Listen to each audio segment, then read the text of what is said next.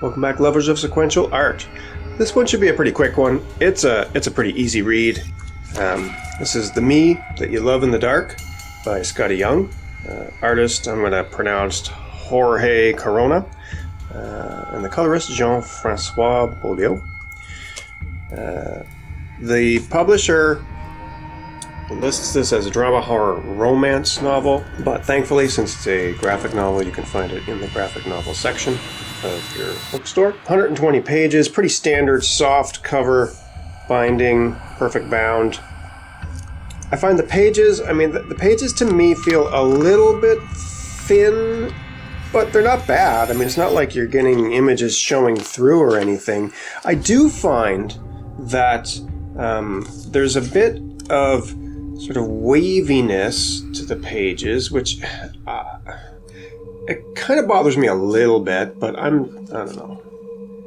I'm pretty picky.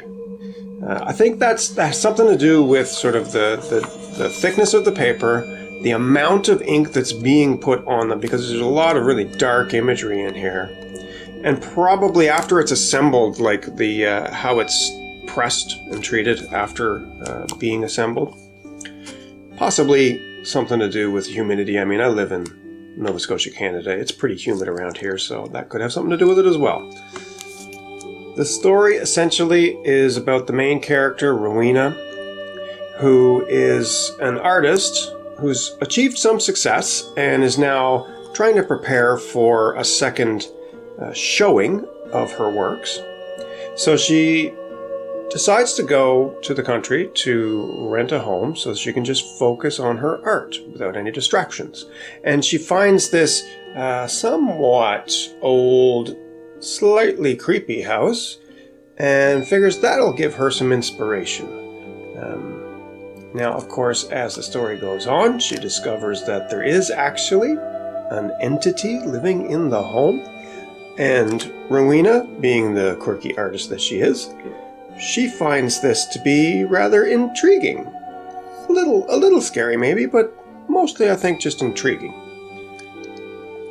Now the story progresses from there, and I don't like to give away too much in my reviews, but it is kind of a creepy love story in a way, and explores some themes of relationships, good and bad. The art style I find very pleasing. I really like this cartoony caricature style, and I think it really suits the story. The dark color palettes, the way the artist has slowly sort of revealed the ghost or entity over time through the story, I think is very effective. Now there are a few very disturbing images in this. If you're young and you're not really a horror fan, you could find them pretty disturbing.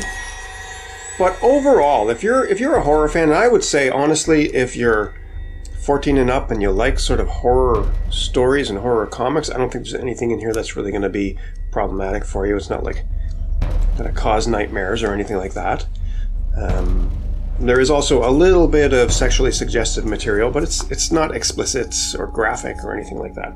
So all in all, I would recommend this for anyone 14 and up who enjoys a little bit of horror, but if you're a huge fan of horror, you might find it a little predictable, but if you're kind of just getting into it, I think this would be perfect for you. It'd be a nice introduction to the horror genre.